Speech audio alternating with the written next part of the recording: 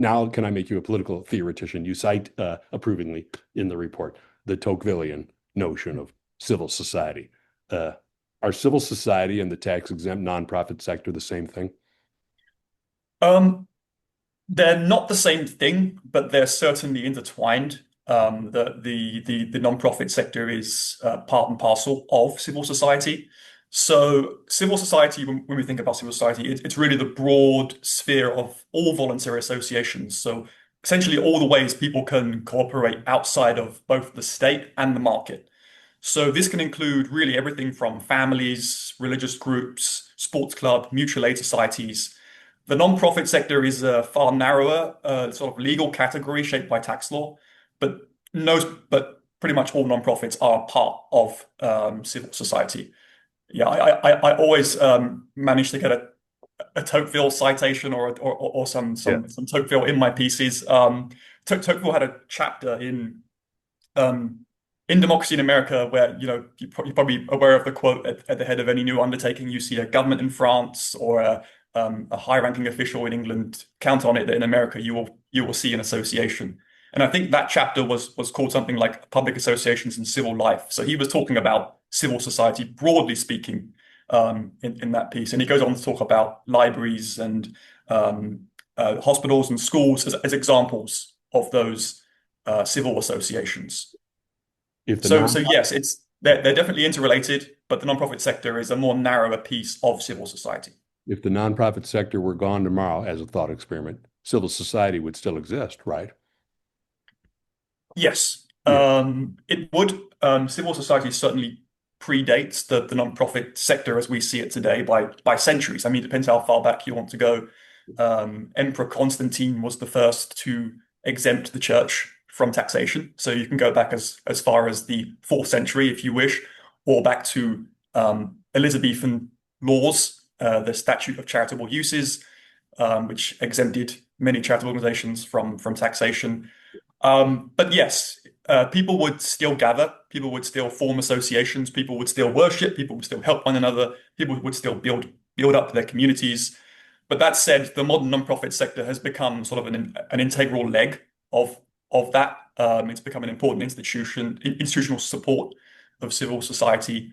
So eliminating it would not get rid of it, but it would certainly weaken it. Yes. Okay. Your report also approvingly cites the concept of pluralism, saying civil society is pluralistic, and that's a good thing.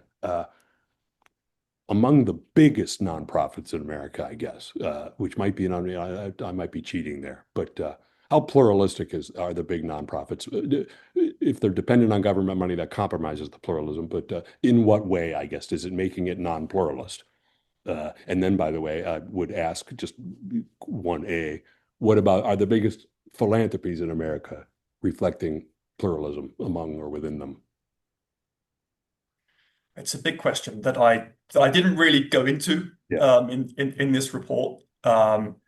I was mostly talking when I'm discussing strings attached and the sort of restraints that come with government funding. I'm thinking in the aggregate primarily, Yeah. but it's a great question. Okay. I think that could be a question topic for future research. Okay. Okay. Okay.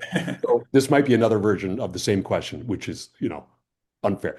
If I'm a nonprofit person reading your report, Hmm.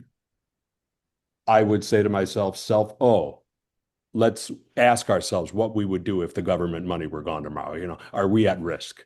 And then bring to bear whatever judgment I need or have, want or have to that question.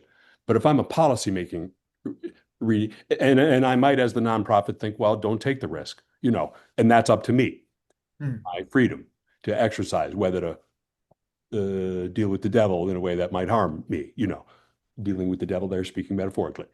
Uh, but if I'm a policymaker and I'm reading this report, is there policy that can be changed to address this problem? To try to, I guess, offer the support to the true working charities without compromising them or something. Is that asking too much of the policy? How should a policymaker read this report? Is there anything a policymaker can do as opposed to just a nonprofit president who can decline the money or board? I should start by making clear that I'm a classical liberal. And so I'm highly skeptical of policymakers and their intentions most of the time. So I would say, declining government support is the obvious solution, right? But that's more from, as you said, from the nonprofits perspective itself. On the policy side, I mean, governments, in an ideal world, they could deliberately limit the conditions they attach to funding, right? Keeping requirements focused on things like accountability for funds rather than sort of ideological conformity, which we often unfortunately see. But I'd say this is more of an ambitious goal. I've studied a lot of public choice economics, and the question comes to my mind: why would we trust government to act in a way that limits its political influence? Right, that's ultimately what we're doing here, which is it's difficult to do in the policy space. So ultimately, I think that most of the burden falls to nonprofits to weigh the risks themselves. Every dollar of government funding carries the potential to narrow pluralism by aligning the nonprofits more closely with, unfortunately, political agendas oftentimes. Well, the policymaker could, there's another way where I'm asking the same question again. The policymaker, plural, in a democracy could decide to not fund the nonprofit groups. Let's get out of the business, which you, the classical liberal, would be comfortable with, one would assume, right?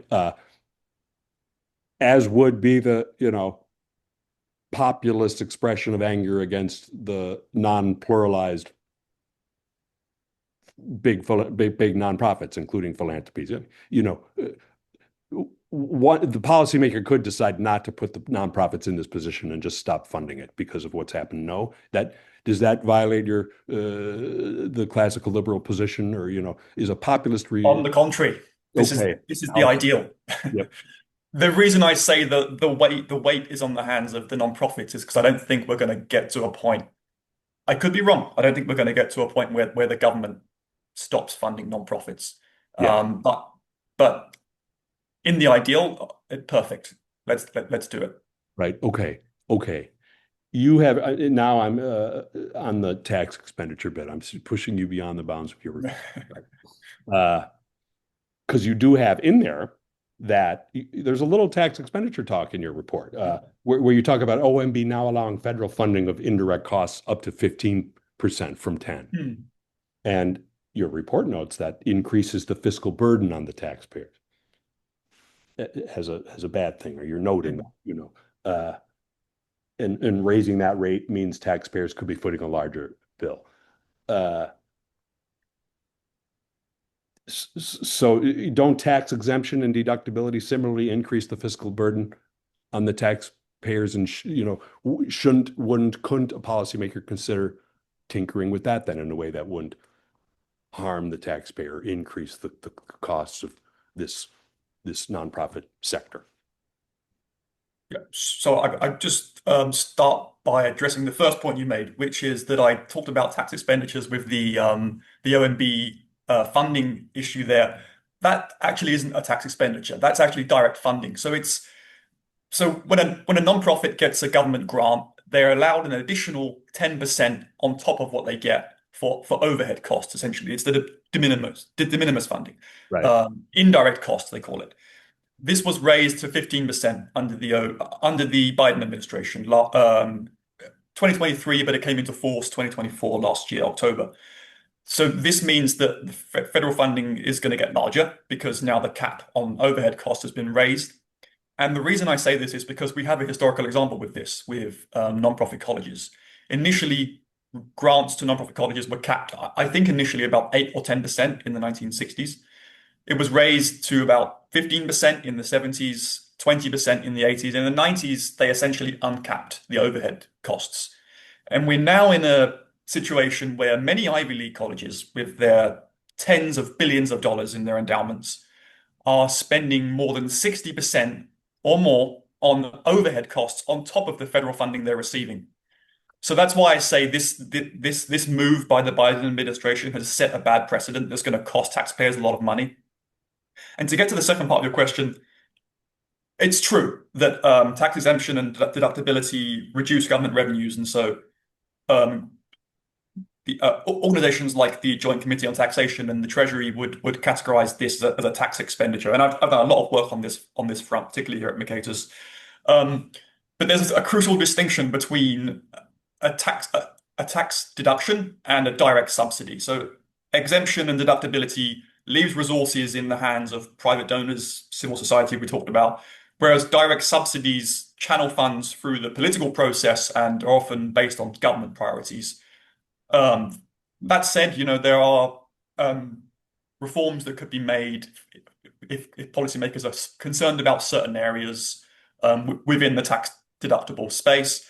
But the scale is the other thing. We're talking about the tax exempt status of nonprofits is probably 20, $30 billion a year in foregone revenue, right? Versus the scale of direct government funding, we're talking about $1 trillion thereabouts. So by going after the tax exemption rather than the direct funding as a priority, you're really bailing out the bathtub with a teaspoon. Yeah. It's really not the issue at hand here. The priority should be looking at the federal funding and the issues that come with it, which are far more dire. Mm-hmm. You have written in Discourse, I'm thinking of a series you did about tax expenditures, and some of which should be on the chopping block, I think was the term. Yes. I can't, any in the nonprofit sector? I'm asking you basically to add more to the sentence you said, where, okay, we could look at some of this, but where would one look, even with the small stream of money compared to the direct subsidy? I'm continuing to try to push you to say things that are not in your report, but Oh, no where worries. would you look, if at all, there?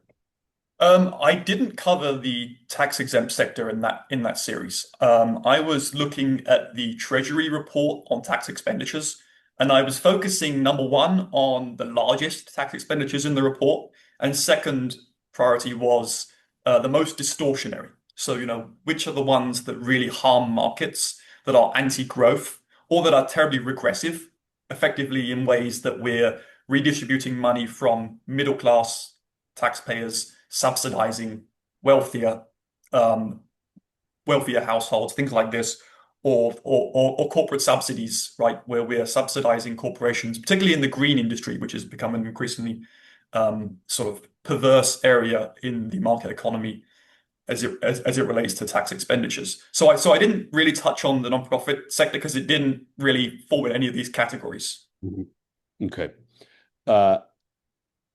Last question. To what degree does government funding, direct, crowd out private funding, which is related to well, it's great that we leave the money, in the private sector.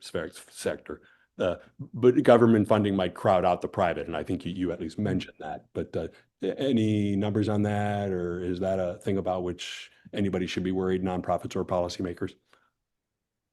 This is a question that I did answer in the report, Michael. So thank you for. Yeah, so I essentially reviewed the empirical literature in the report on this question. It's a question that economists have been sort of asking really since I was going to say the 90s, but it goes back even further. And some of the best studies with the best data that I've seen suggest that typically the nonprofit sector, broadly speaking, in the aggregate, we see crowd out of about 30 to 40 cents. So that meaning that every dollar of government funding a nonprofit receives, on average, it loses about 30 to 40 cents in private donations. So that's from private philanthropy, from donors, from foundations, from other non-government entities. When we look at human services and social service organizations, it's closer to about 50 cents on the dollar. But then studies that have done more comprehensive analysis have also looked at how it changes the incentives of fundraisers within the nonprofits. So if you account for the fact that the fundraisers, once the nonprofit becomes more and more dependent on government funds, they stop prioritizing